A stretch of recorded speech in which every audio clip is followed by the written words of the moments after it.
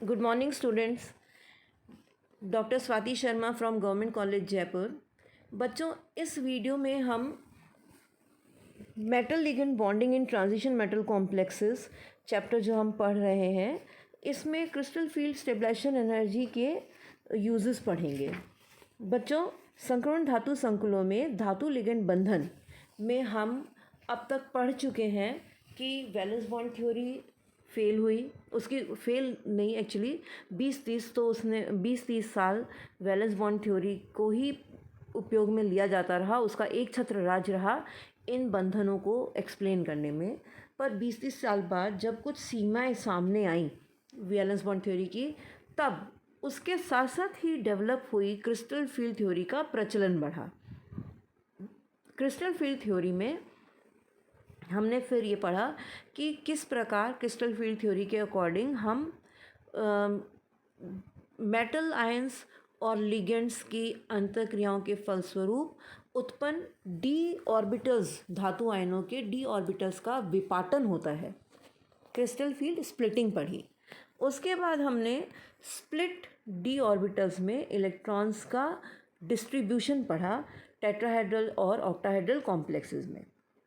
इस इलेक्ट्रॉन्स के रीडिस्ट्रीब्यूशन की वजह से क्रिस्टल फील्ड स्टेबलाइजेशन एनर्जी उत्पन्न होती है। उसके बारे में पढ़ा कि किस इलेक्ट्रॉनिक कन्फिग्रेशन के लिए D0, D1, D2, D3 के लिए, किस आयन के किस इलेक्ट्रॉनिक कन्फिग्रेशन के लिए ऑक्टाहेड्रल कॉम्प्लेक्स में CFSE वैल्यू क्या होगी और टेट्राहेड्रल कॉम्प्लेक्स में CFSE वैल्यू क्या होगी। इन CFSE वैल्यूज़ का यूज़ क्या है, उनका उपयोग क्या है, ये अब हम पढ़ेंगे दो भागों में। ये पहला भाग है, इसमें हम कुछ उपयोग पढ़ेंगे, जिसमें से पहला उपयोग आपकी स्क्रीन पे आपके सामने है कि क्रिस्टल स्ट्रक्चर ऑफ स्पाइनल देखने को समझ में आता है। तो बच्चों, स्पाइनल क्या है और उसका क्या crystal structure? Spinal mixed oxide होता है। आपने अभी तक पढ़ा, एक कॉमन सा उदाहरण लेते हैं, फेरस ऑक्साइड और फेरिक ऑक्साइड, या क्यूप्रस ऑक्साइड और क्यूप्रिक ऑक्साइड। फेरस ऑक्साइड होता है FeO, फेरिक ऑक्साइड होता है Fe2O3। तो जब भी हम ऑक्साइड्स के बारे में बात करेंगे तो या तो फेरस ऑक्साइड की बात करते हैं या फेरिक ऑक्साइड की बात करते हैं। पर स्पाइनल होता है मिक्स ऑक्साइड, जिसमें इन दोनों का 1:1 रेशियो में ऑक्साइड्स का एडिशन फॉर्मूला होता है।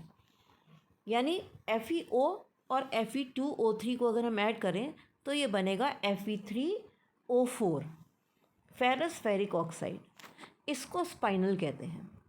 अ spinel is a mixed oxide having general formula M2+ M3+ whole twice O2-4, in which the metal ions occupy both octahedral and tetrahedral sites.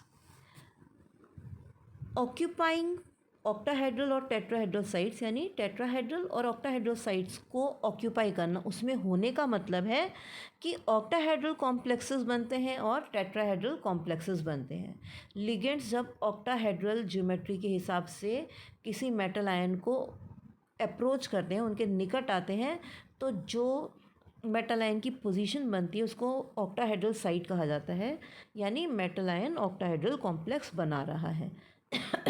इसी प्रकार जब चतुष्फलकीय रूप से लिगेंड्स किसी धातु आयन के चारों ओर आते हैं तो हम कहते हैं कि मेटल आयन ने टेट्राहेड्रल साइट ऑक्यूपाई की है, वो टेट्राहेड्रल साइट में रह रहा है।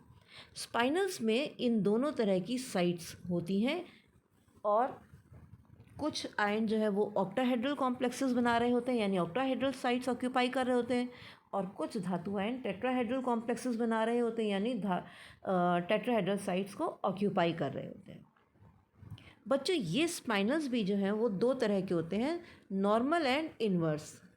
नॉर्मल स्पाइनल उनको कहते हैं, नॉर्मल मिक्स्ड ऑक्साइड उनको कहते हैं जिनमें कि +2 ऑक्सीडेशन स्टेट वाले धातु आयन जो है वो टेट्राहेड्रल कॉम्प्लेक्स बनाएं और +3 ऑक्सीडेशन स्टेट वाले धातु आयन जो है वो ऑक्टाहेड्रल कॉम्प्लेक्सेस बनाएं। अगर ऐसा होता है तो जो मिक्स ऑक्साइड बनता है उसको हम नॉर्मल स्पाइनल कहते हैं। पर अगर M2+ आयंस ऑक्टाहेड्रल साइट्स लें और M3+ आयंस में से आधे ऑक्टाहेड्रल साइट्स में आए और बचे हुए आधे M3+ आयंस जो कि नॉर्मली ऑक्टाहेड्रल होने चाहिए वो टेट्राहेड्रल कॉम्प्लेक्सेस बनाएं या टेट्राहेड्रल साइट्स को ऑक्यूपाई करें, तो हम कहते हैं कि इन्वर्स स्पाइनल बना है। नॉर्मल स्पाइनल्स के उदाहरण हैं मैग्नीशियम एल्यूमिनियम ऑक्साइड, निकल chromium oxide, manganese oxide, cobalt oxide. Inverse spinal के उदाहरण हैं आयरन कॉपर ऑक्साइड या और मैग्नीशियम आयरन ऑक्साइड और टाइटेनियम जिंक ऑक्साइड। नॉर्मल और इन्वर्स स्पाइनल समझ में आ गए। तो अब हम ये देखते हैं कि कोई पर्टिकुलर मेटल ऑक्साइड जो है वो इन्वर्स स्पिनल बनाएगा कि नॉर्मल स्पिनल बनाएगा, ये बात हम उसकी उस धातु आयन की ऑक्टाहेड्रल और टेट्राहेड्रल कॉम्प्लेक्सेस में CFSE वैल्यूज़ देखकर प्रेडिक्ट कर सकते हैं। ये CFSE वैल्यू का एक यूज़ है, एक उसका अनुप्रयोग है, उपयोग है कि हम CFSE वैल्यूज़ देख करके बता सकते हैं कि ये धातु ऑक्साइड जो हैं वो नॉर्मल स्पिनल बनाएंगे या इन्वर्स स्पिनल बनाएंगे। So, structure of these spinels can be determined with the help of CFSE values of the metal ions in octahedral and tetrahedral fields. अब इसका उदाहरण देखिए, हमारे पास मैंगनीज ऑक्साइड का नॉर्मल स्पिन का और आयरन ऑक्साइड के स्पिनल्स हैं। तो हमें ये पता करना है कि इन दोनों में से कौन सा नॉर्मल है और कौन सा इन्वर्स है, तो हम CFSE वैल्यूज़ देखेंगे। स्क्रीन पर आपके सामने मैंगनीज और आयरन के आयंस की ऑक्टाहेड्रल और टेट्राहेड्रल फील्ड की CFSE वैल्यूज़ हैं। तो हम देख रहे हैं कि मैंगनीज 2+ आयन की तो दोनों ही फील्ड्स में 0 CFSE है और D5 इसका इलेक्ट्रॉनिक कन्फिग्रेशन है। मैंगनीज 3+ आयन का D4 इलेक्ट्रॉनिक कन्फिग्रेशन है। ऑक्टाहेड्रल में इसकी CFSE ज़्यादा है, 0.60 है, और टेट्राहेड्रल फील्ड में इसकी 0.18 है। और Fe2+ आयन की 0.40 और 0.27 है ऑक्टाहेड्रल और टेट्राहेड्रल कॉम्प्लेक्स में। फेरिक आयन की CFSE वैल्यूज़ अगेन 0.0 है दोनों ही फील्ड्स में। Mn3+ की ऑक्टाहेड्रल में ज़्यादा CFSE वैल्यू होने का मतलब है कि वो ऑक्टाहेड्रल कॉम्प्लेक्स में होना चाहिए, ऑक्टाहेड्रल साइट ऑक्यूपाई करना चाहिए। Fe2+ की ज़्यादा ऑक्टाहेड्रल साइट में CFSE है तो वो भी ऑक्टाहेड्रल साइट्स ऑक्यूपाई करेगा, ऑक्टाहेड्रल कॉम्प्लेक्सेस बनाएगा ताकि CFSE मैक्सिमम हो। Fe2+ and Mn3 ions according to their CFSE values will tend to occupy octahedral sites so as to maximize the CFSE values of CFSE of the system। System क्या है? Complex. Complex को ज़्यादा स्थायी, complex स्थायी हो उसके लिए CFSE value maximum होनी चाहिए, और ये मैक्सिमम CFSE वैल्यूज़ इन आयंस में तब बन रही है जब फेरस आयन और मैंगनीज 3+ आयंस जो है वो ऑक्टाहेड्रल कॉम्प्लेक्सेस बनाएं, ऑक्टाहेड्रल साइट्स लें। और इस प्रकार मैंगनीज ऑक्साइड में सभी मैंगनीज आयंस Mn3+ आयंस जो है वो ऑक्टाहेड्रल कॉम्प्लेक्सेस बनाएंगे और सभी Mn2+ आयंस जो है वो टेट्राहेड्रल कॉम्प्लेक्सेस बनाएंगे। ये प्रेडिक्शन है CFSE वैल्यू का, और इस प्रकार मैंगनीज ऑक्साइड जो है वो एक नॉर्मल स्पिनल होगा। दूसरी तरफ Fe3O4 में सभी फेरस आयंस टेट्राहेड्रल कॉम्प्लेक्स बनाएंगे या टेट्राहेड्रल साइट में जाएंगे, और आधे Fe3+ आयंस जो है वो टेट्राहेड्रल साइट्स में जाएंगे, और बाकी बचे हुए आधे Fe3+ आयंस ऑक्टाहेड्रल साइट्स में जाएंगे, और बाकी बचे हुए Fe3+ आयंस जो है वो टेट्राहेड्रल साइट्स में आएंगे। यानी Fe2 और आधे Fe3 ऑक्टाहेड्रल कॉम्प्लेक्सेस बना रहे हैं और बाकी बचे हुए Fe3+ आयंस टेट्राहेड्रल बना रहे हैं, जबकि बनाना क्या चाहिए था? नॉर्मल स्पिनल में Fe3 को ऑक्टाहेड्रल बनाना चाहिए था। इसका उल्टा हो रहा है, यानी ये इन्वर्स स्पिनल है, और ऐसा ही प्रैक्टिकली देखने को मिलता है। तो CFSE वैल्यू की मदद से हम ये बता सकते हैं कि स्पिनल नॉर्मल बनेगा या इन्वर्स बनेगा। नेक्स्ट इसका एप्लीकेशन है स्टेबलाइजेशन ऑफ ऑक्सीडेशन स्टेट्स, कि कौन से धातु आयन की किस संकुल में कौन सी ऑक्सीकरण अवस्था स्थायी संकुल बनाएगी, ये हम बता सकते हैं।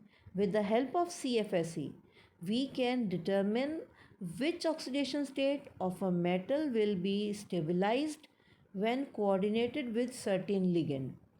उदाहरण लीजिए, कोबाल्ट 2+ और कोबाल्ट 3 है, अमोनिया के साथ कॉम्प्लेक्स बना रहा है ऑक्टाहेड्रल फील्ड में, तो hexa amino cobalt 2, hexa amino cobalt 3 नाम के दो संकुल बनेंगे। इन दोनों में से कोबाल्ट 3 कॉम्प्लेक्स अधिक स्थायी होगा, क्योंकि कोबाल्ट 3 आयन की CFSE बहुत ज़्यादा है, 2.4 डेल्टा O है ऑक्टाहेड्रल कॉम्प्लेक्स में, 2.4 डेल्टा इसकी स्टेबलाइजेशन एनर्जी है, जबकि कोबाल्ट 2+ की स्टेबलाइजेशन एनर्जी सिर्फ 1.8 डेल्टा O है, कम है। तो ज़्यादा स्टेबलाइजेशन एनर्जी क्योंकि कोबाल्ट 3+ आयन की है, इसीलिए अमोनिया के साथ ऑक्टाहेड्रल कॉम्प्लेक्स कोबाल्ट 3 का ज़्यादा स्थायी होगा in comparison to cobalt 2 complex. Next जो इसका उपयोग है वो है कि हाइड्रेशन एंथैल्पीज़ जो हैं, जब हमने प्रैक्टिकली देखी तो हाइड्रेशन एंथैल्पीज़ फर्स्ट ट्रांजिशन सीरीज़ में डाई पॉजिटिव मेटल आयंस की एंथैल्पीज़ जो है वो इस ग्राफ के अकॉर्डिंग देखने को मिली, जबकि प्रेडिक्शन ये थी कि एंथैल्पीज़ को एक लीनियर बिहेवियर शो करना चाहिए, लीनियर डेविएशन शो करना चाहिए। पहले हम एंथैल्पीज़ क्या होती हैं, हाइड्रेशन एंथैल्पीज़, वो देखते हैं कि hydration enthalpy is the amount of energy और heat evolved when gaseous metal ions are hydrated.